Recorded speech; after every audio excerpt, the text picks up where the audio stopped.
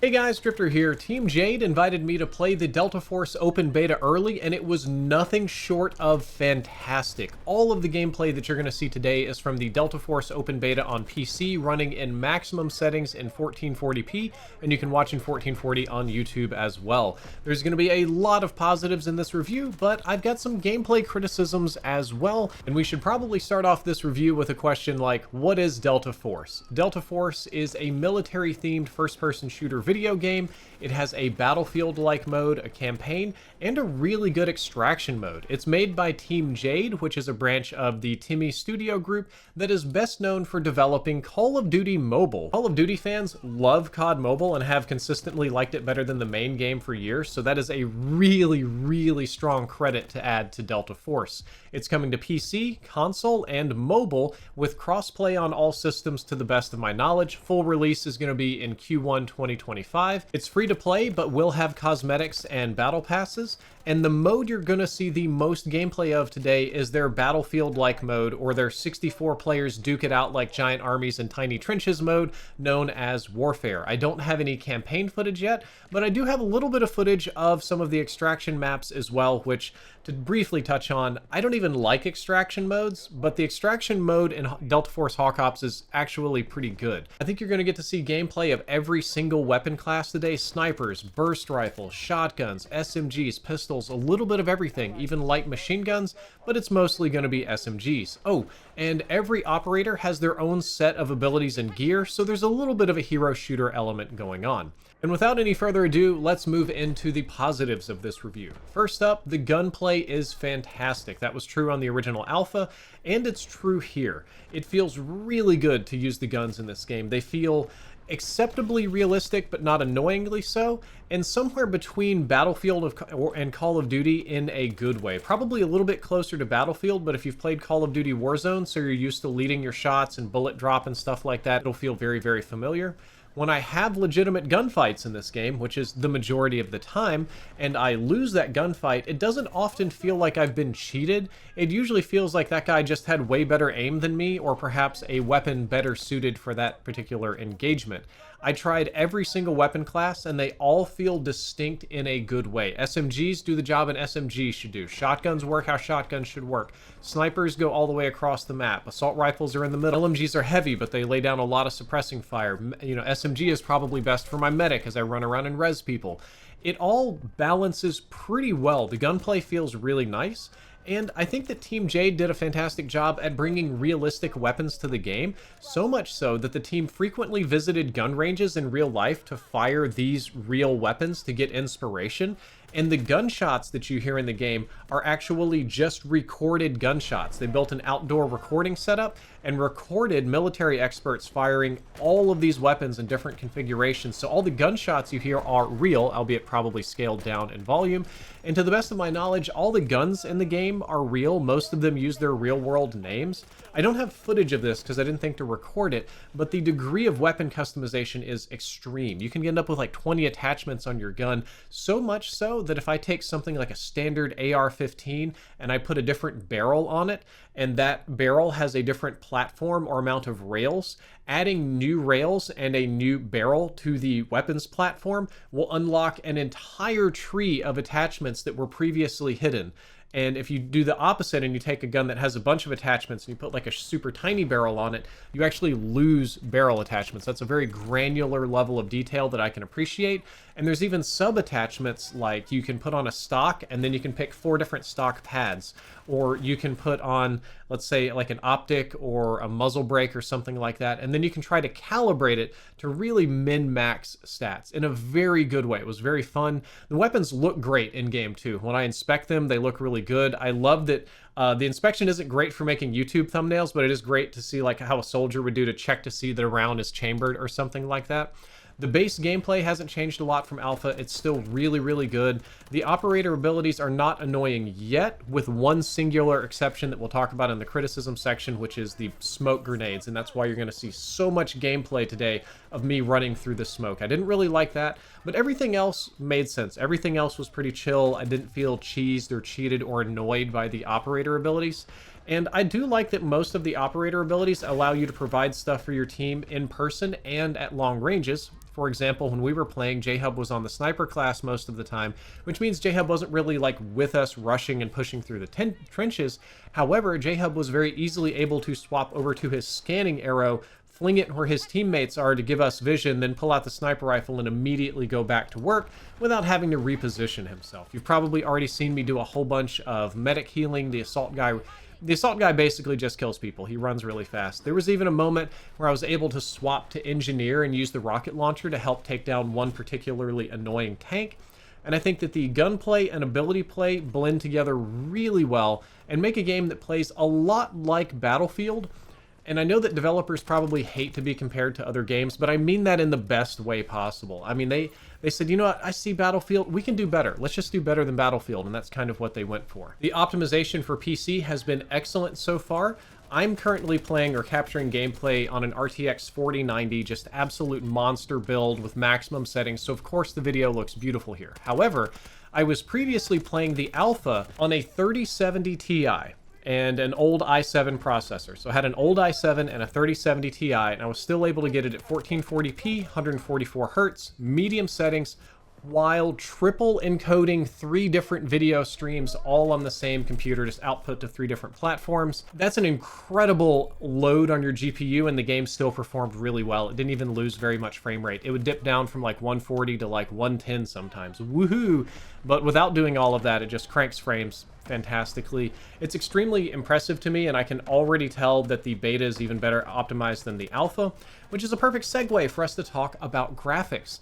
I think the graphics in the game are not the most advanced in the world, but they are good enough for me, and I would gladly take simplified graphics in exchange for better optimization, which is exactly what they went for here. The graphics are good, they're modern, they're clean, they are not particularly fancy or innovative, but that's also probably because this game has to scale down for consoles and then scale down one more time for mobile. A lot of people were commenting that it looks like a mobile game with the graphics cranked up, and to some extent that's probably true, because it's more like a PC game where the graphics get cranked down for the mobile. But I really want to emphasize that graphics are not bad in any capacity, not even remotely. There's plenty of detail on my character, render distance is great, picture clarity is good, smoke and fire effects all look good, water effects look good, my guns look beautiful when I inspect them. They're just really straightforward, simple, clean, functional, aesthetically pleasing graphics, which is all that I need, and I'll trade all of that crazy nonsense for better optimization any day, and that's what they went for. I'm very happy with that. All of the maps that I've played so far have a very distinct look. Sometimes they can get a little bit dark, like the tunnel map. Sometimes they're all outdoors and bright, but most of the maps have good variety. For example, the tunnel map eventually opens into an indoor area with purple vertically farmed plants, which is kind of fun to look at. The brutal trench map that you've seen so much gameplay of here today eventually opens into a large-scale outdoor sniper battle between 2 different hills. Most of the buildings on these maps are at least partially destructible, as I've learned. Some are, some aren't. The destruction mechanics are a little bit simple, and they often require very heavy explosives to make a difference. But I think this is a good thing because it keeps the load on the engine very low, unlike the finals, and any cover that you find is going to be very reliable unless you're taking incoming fire from a tank. Like, if you're posted up in a building and there's some infantry guys, they're not going to be able to take down the building. If you're trying to hide from a tank behind a small, like, little cinder block wall or something, that's going to get obliterated. I think it's got just the right amount of destruction. Your cover's mostly reliable. It happens sometimes. You have to have a lot of explosive power, and it doesn't, weigh down the engine too much. And there are vehicles, we're talking about tanks, but I think when it comes time to talk about vehicles, that's the perfect time to move into the section of negatives. The vehicles can still be incredibly strong, especially the aircraft if you run into a good pilot. It only takes a couple of engineers to shoot them down, but unfortunately the engineer is probably the least popular class, so there's often a mismatch between the amount of vehicles being operated and the amount of people trying to deal with. Good tank commanders and airplane pilots can be very oppressive if they know what they're doing and if they have a buddy over there to repair them with the little repair gun, Battlefield style. One of my more specific criticisms about the vehicles is that the ATVs don't go very fast, and there don't appear to be any ramps on the map. So in a mode like this, an ATV is something that you get in, you're completely vulnerable, anybody can shoot you, insta-kill you, one-hit you, you're a huge target. You're trading all of that for a lot of speed and terrain mobility. You should be able to hit these hills and ramps and mountains and just go flying if you want to. They made the ATVs a little slower, a little bit more realistic, I know, because it's supposed to be a real military game. But I would love it if the ATVs would just go stupidly fast and there were at least a couple of ramps or places that I could try to ride them off of, or like hit a ramp and land inside the tunnel and slam the ATV down the tunnel. Something like that would be really fun. Unfortunately, we don't quite have that yet. And the one annoying ability we need to talk about is that every single operator has some kind of smoke grenades by default.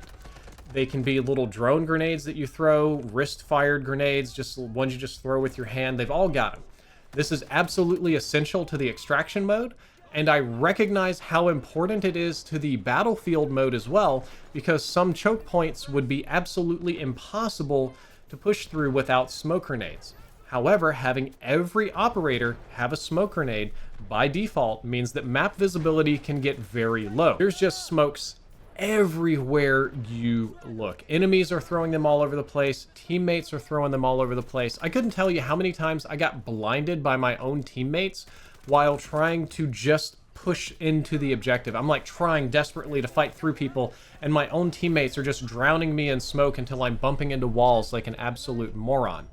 There are player abilities that allow you to briefly scan or see through the smoke, but there's no proper thermal vision or optics that I'm aware of.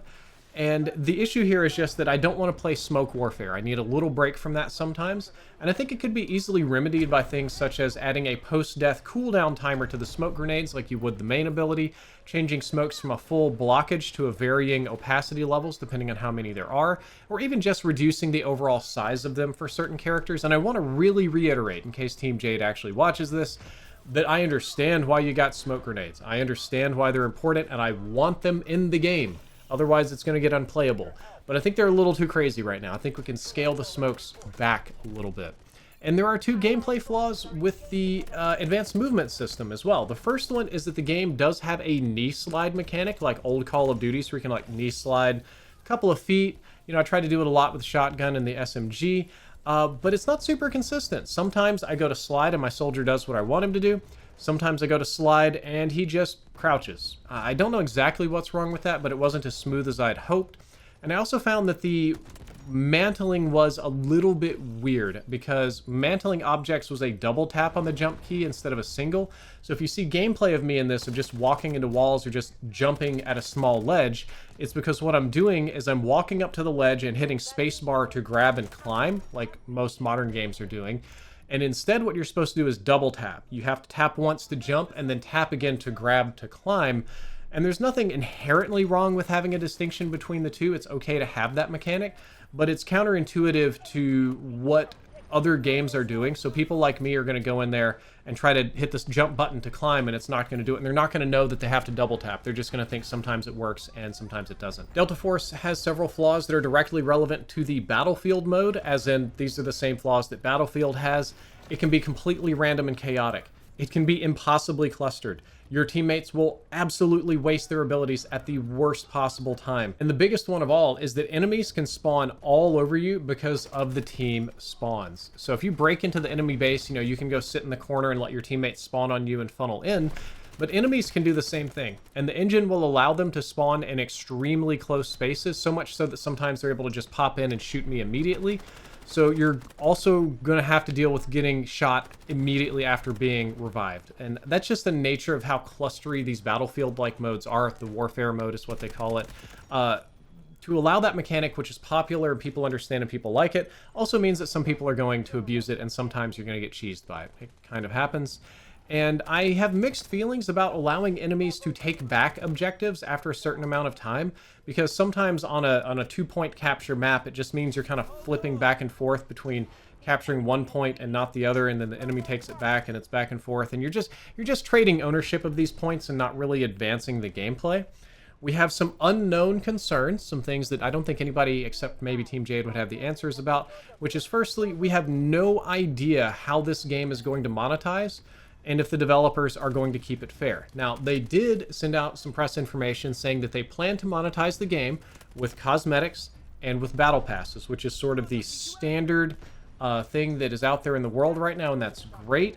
And sometimes free-to-play games just have great cosmetics and battle passes. Sometimes free-to-play games have pay-to-win weapons. I really hope that we don't get pay-to-win weapons. As long as we're not paying to unlock weapons and power in-game, as long as we're just unlocking cosmetics, that's fantastic. Or if we put weapons behind a paywall, they need to have trade-offs and performance differentials that make them not unfair at a minimum. And Team Jade seems very adamant that they want to keep the game fair, they want to keep it cosmetic only, that's the focus. But we've seen this 1,000 times with 1,000 games. There's no telling how it's actually going to monetize until it's fully out. And I doubt the Battle Pass or cosmetics will be cheap. Some people get mad about the prices of cosmetics.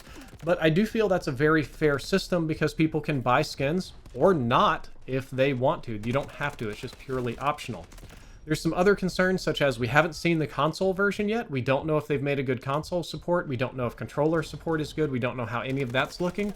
And we also haven't seen the mobile version yet. The PC version is looking really nice. I really like the PC version, so I'm hoping that the team does a good job porting it down to consoles and mobile. My overall impressions of Delta Force were extremely positive because I'm getting exactly what I want out of a new game without any nonsense. I'm basically getting an entire modern Battlefield game that is really well optimized with really clean graphics and has good overall base mechanics, and that's it. There's no giant pile of extra stuff on top. There's no annoying modes that I have to, grind through. No half-finished modes. No weird hoops that I have to jump through to sign in. It's just a whole complete game with tons of map and tons of content that is ready to go. And at least in my experience, minimal on bugs. Very few meaningful bugs in this game. And we don't get a lot of that in gaming these days. We usually get unfinished product launches, half product launches. We get a big game comes out like this and it'll have like 2 maps and then every other map comes forever later, or you have to sign in and create an account with this third-party thing and run this new software kernel thing on your computer to sign in and play the game. We don't have any of that. Here, we just have a game that is good to play, and I intend to play it. It's such a pleasant surprise to get something that's simple to access. I had a really good time playing Delta Force, and I genuinely hope that this game has legs. I hope that it finds a core audience, and that it is able to sustain itself for years to come. Guys, that's all for my review of this video. This is like the 3rd time I've reviewed it. I'm going to have to do something different next time, but there'll be more gameplay, I'm sure. If you enjoyed this video, don't forget to like, favorite, and subscribe. Drifter out.